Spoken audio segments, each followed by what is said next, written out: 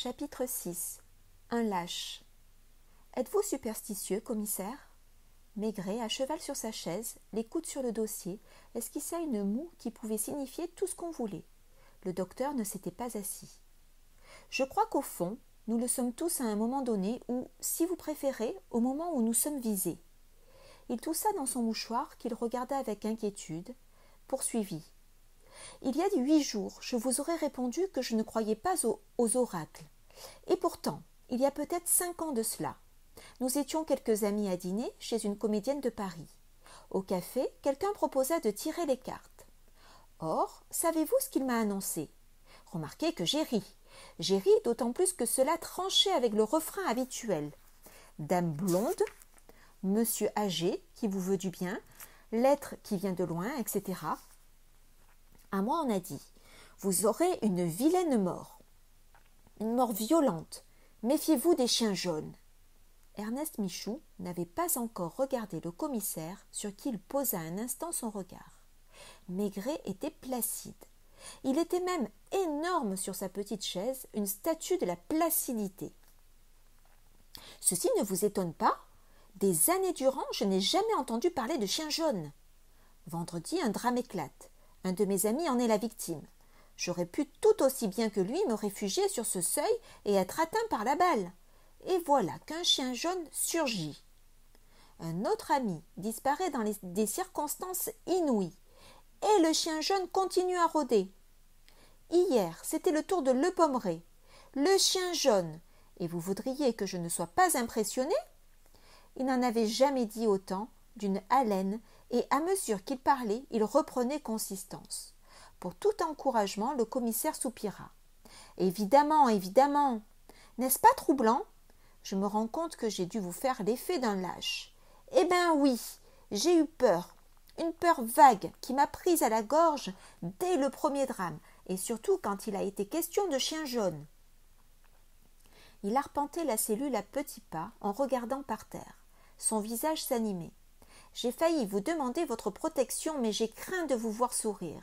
J'ai craint davantage encore votre mépris, car les hommes forts méprisent les lâches. Sa voix devenait pointue. Et je l'avoue, commissaire, je suis un lâche. Voilà 4 jours que j'ai peur, 4 jours que je souffre de la peur. Ce n'est pas ma faute. J'ai fait assez de médecine pour me rendre un compte exact de mon cas. Quand je suis née, il a fallu me mettre dans une couveuse artificielle. Pendant mon enfance, j'ai collectionné toutes les maladies infantiles. Et lorsque la guerre a éclaté, des médecins qui examinaient 500 hommes par jour m'ont déclaré bon pour le service et envoyé au front. Or, non seulement j'avais de la faiblesse pulmonaire avec cicatrices d'anciennes lésions, mais 2 ans plus tôt, on m'avait enlevé un rein. J'ai eu peur à en devenir fou. Des infirmiers m'ont relevé alors que je venais d'être enterré dans un entonnoir par la déflagration d'un obus. Et enfin, on s'est aperçu que je n'étais pas apte au service armé. Ce que je vous raconte n'est peut-être pas joli, mais je vous ai observé. J'ai l'impression que vous êtes capable de comprendre. C'est facile, le mépris des forts pour les lâches. Encore devrait-on s'inquiéter de connaître les causes profondes de la lâcheté. Tenez, j'ai compris que vous regardiez sans sympathie notre groupe du Café de l'Amiral. On vous a dit que je m'occupais de vente de terrain, fils d'un ancien député, docteur en médecine, et ces soirées autour d'une table de café avec d'autres ratés. Mais qu'est-ce que j'aurais pu faire? Mes parents dépensaient beaucoup d'argent et néanmoins ils n'étaient pas riches. Ce n'est pas rare à Paris. J'ai été élevé dans le luxe, les grandes villes d'eau. Puis mon père meurt et ma mère commence à boursicoter, à intriguer, toujours aussi grande dame qu'avant, toujours aussi orgueilleuse, mais harcelée par des créanciers. Je l'ai aidée, c'est tout ce dont j'étais capable. Ce lotissement, rien de prestigieux, et cette vie d'ici, dénotable, mais avec quelque chose de pas solide. Voilà 3 jours que vous m'observez et que j'ai envie de vous parler à cœur ouvert. J'ai été mariée. Ma femme a demandé le divorce parce qu'elle voulait un homme animé par de plus hautes ambitions. 1 rein en moins, 3 ou 4 jours par semaine à me traîner, malade, fatiguée de mon lit, à un fauteuil. Il s'assit avec lassitude. Emma a dû vous dire que j'ai été un amant. Bêtement, n'est-ce pas? Parce qu'on a parfois besoin d'une femme. On n'explique pas ces choses-là à tout le monde. Au café de l'amiral, j'aurais peut-être fini par devenir fou. Le chien jaune, Servière disparue, les taches de sang dans sa voiture, et surtout cette mort ignoble de Le Pommeraye. Pourquoi lui? Pourquoi pas moi? Nous étions ensemble 2 heures plus tôt, à la même table, devant les mêmes verres, et moi, j'avais le pressentiment que si je sortais de la maison, ce serait mon tour. Puis j'ai senti que le cercle se resserrait, que même à l'hôtel, même enfermé dans ma chambre, le danger me poursuivait. J'ai eu un tressaillement de joie quand je vous ai vu signer mon mandat d'arrêt. Et pourtant, il regarda les murs autour de lui, la fenêtre aux 3 barreaux de fer qui s'ouvrait sur la cour. Il faudra que je change ma couchette de place, que je la pousse dans ce coin. Comment, oui, comment a-t-on pu me parler d'un chien jaune il y a 5 ans, alors que ce chien-là, sans doute, n'était pas né? J'ai peur, commissaire. Je vous avoue, je vous crie que j'ai peur. Peu importe ce que penseront les gens en apprenant que je suis en prison. Ce que je ne veux pas, c'est mourir. Et quelqu'un me guette, quelqu'un que je ne connais pas, qui a tué Le Pommeraye, qui a sans doute tué Goyard, qui a tiré sur Mostaganem. Pourquoi? Dites-le-moi, pourquoi? Un fou probablement, et on n'a pas encore pu l'abattre. Il est libre, il rôde peut-être autour de nous. Il sait que je suis ici. Il viendra avec son affreux chien qui a un regard d'homme. Maigret se leva lentement, frappa sa pipe contre son talon, et le docteur répéta d'une voix piteuse. « Je sais que je vous fais l'effet d'un lâche. Tenez, je suis sûr de souffrir cette nuit comme un damné à cause de mon rein. » Maigret était campé là, comme l'antithèse du prisonnier, de l'agitation, de la fièvre, de la maladie, l'antithèse de cette frousse malsaine et écœurante. « Vous voulez que je vous envoie un médecin? » ?»« Non. Si je savais que quelqu'un doit venir, j'aurais encore plus peur. Je m'attendrais à ce que ce soit lui qui vienne, l'homme au chien, le fou, l'assassin. » Un peu plus et il claquait des dents. « Pensez-vous que vous allez l'arrêter ou l'abattre comme un animal enragé? Car il est enragé. On ne tue pas comme ça, sans raison. » Encore 3 minutes et ce serait la crise nerveuse. Maigret préféra sortir, tandis que le détenu le suivait du regard, la tête rentrée dans les épaules, les paupières rougeâtres. « Vous m'avez bien compris, brigadier? Que personne n'entre dans sa cellule, sauf vous, qui lui porterez vous-même sa nourriture et tout ce qu'il demandera. Par contre, ne rien laisser traîner dont il puisse se servir comme arme pour se tuer. Enlevez-lui ses lacets, sa cravate, que la cour soit surveillée nuit et jour. Des égards, beaucoup d'égards. » « Un homme si distingué, soupira le brigadier de gendarmerie, vous croyez que c'est lui qui est la prochaine victime? Oui. Vous me répondez de sa vie. » Et Maigret s'en fut le long de la rue étroite, pataugeant dans les flaques d'eau. Toute la ville le connaissait déjà. Les rideaux frémissaient à son passage. Des gosses s'arrêtaient de jouer pour le regarder avec un respect craintif. Il franchissait le pont-levis qui relie la vieille ville à la ville neuve, quand il rencontra l'inspecteur Leroy qui le cherchait. « Du nouveau? On n'a pas mis la main sur mon ours au moins ?»« Quel ours? L'homme aux grands pieds? » ?»« Non, le maire a donné l'ordre de cesser les recherches qui excitaient la population. Il a laissé quelques gendarmes en faction aux endroits stratégiques. Mais ce n'est pas de cela que je veux vous parler. C'est au sujet du journaliste, Goyard, dit Jean Servière. Un voyageur de commerce qui le connaît et qui vient d'arriver affirme l'avoir rencontré hier à Brest. Goyard, afin de ne pas le voir, et a détourné la tête. L'inspecteur s'étonna du calme avec lequel Maigret accueillait cette nouvelle. Le maire est persuadé que le voyageur s'est trompé. Des hommes petits et gros, il y en a beaucoup de par les villes. Et savez-vous ce que je lui ai entendu dire à son adjoint à mi-voix, avec peut-être l'espoir que j'entendrai? Textuellement, vous allez voir le commissaire se lancer sur cette fausse piste, partir à Brest et nous laisser le véritable assassin sur le dos. Maigret fit une 20aine de pas en silence. Sur la place, on démontait les baraques du marché. J'ai failli lui répondre que quoi? Le roi rougit, détourna la tête. Justement, je ne sais pas. J'ai eu l'impression, moi aussi, que vous n'attachiez pas beaucoup d'importance à la capture du vagabond. Comment va Mostaganem ? Mieux. Il ne s'explique pas l'agression dont il a été victime. Il a demandé pardon à sa femme, pardon d'être resté si tard au café, pardon de s'être à moitié enivré. Il a juré en pleurant de ne plus boire une goutte d'alcool. Maigret s'était arrêté face au port, à 50 mètres de l'hôtel de l'amiral.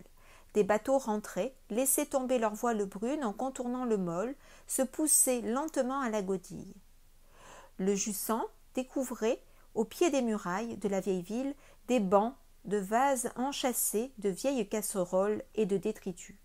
On devinait le soleil derrière la voûte uniforme de nuages. « Votre impression, le roi » L'inspecteur se troubla davantage.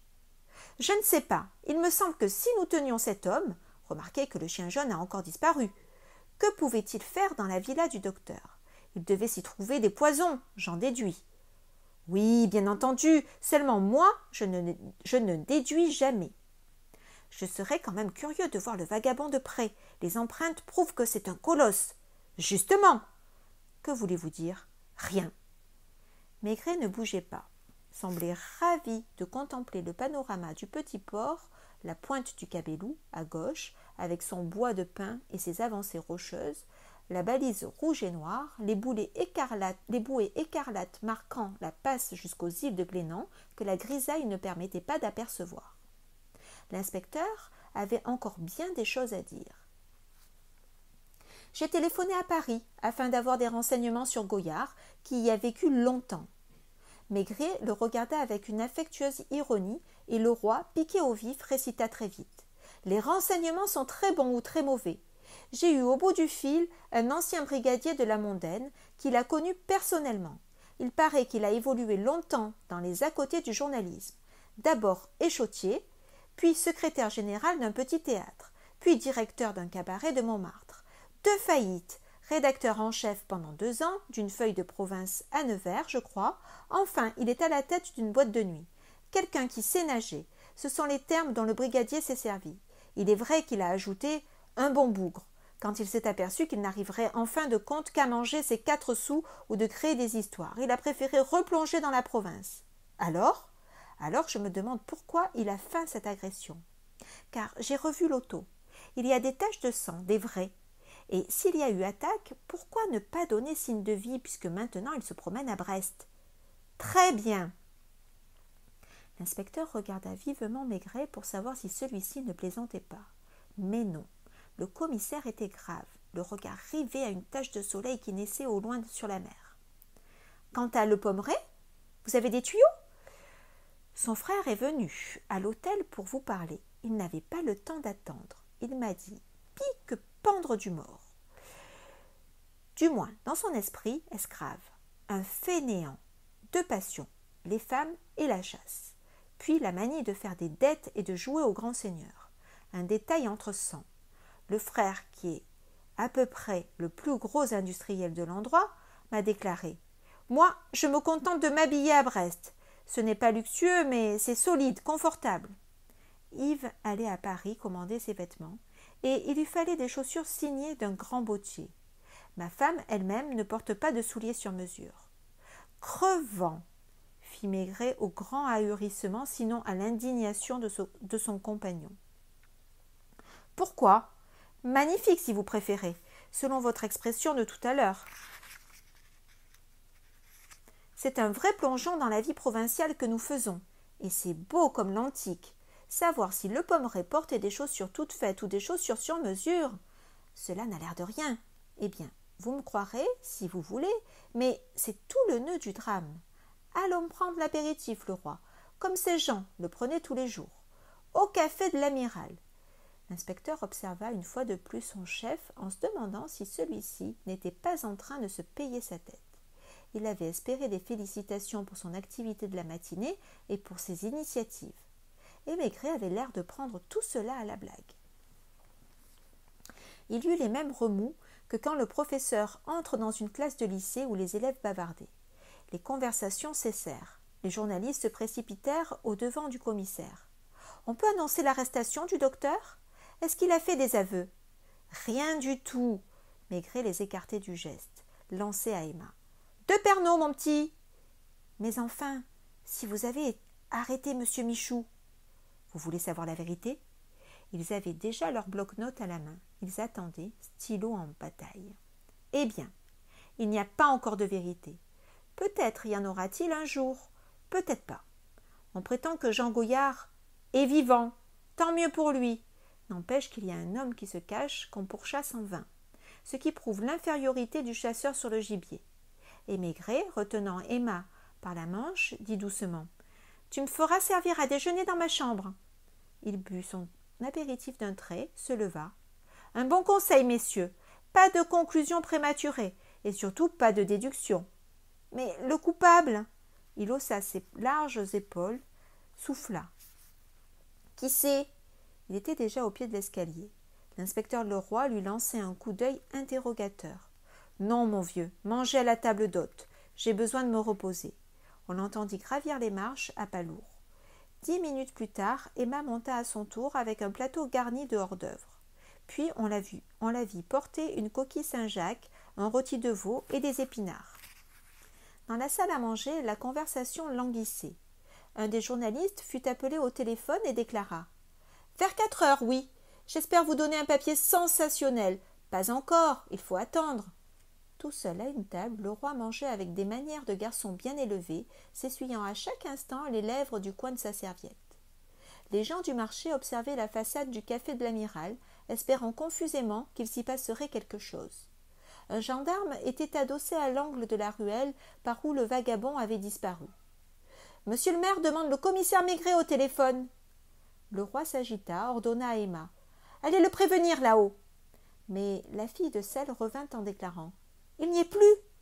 L'inspecteur grimpa l'escalier 4 à 4, revint tout pâle, saisit le cornet. « Allô, oui, monsieur le maire, je ne sais pas, je suis très inquiet, le commissaire n'est plus ici. Allô, non, je ne puis rien vous dire, il a déjeuné dans sa chambre, je n'ai pas vu descendre, je vous téléphonerai tout à l'heure. » Et le roi, qui n'avait pas lâché sa serviette, s'en servit pour s'essuyer le front.